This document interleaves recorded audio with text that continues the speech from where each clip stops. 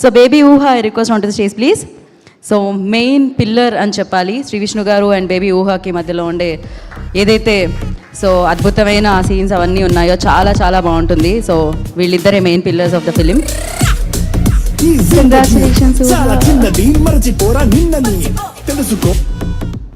Hello అందరికీ నమస్తే. ఇక్కడికి వచ్చిన పెద్దవాళ్ళందరికీ నమస్తే.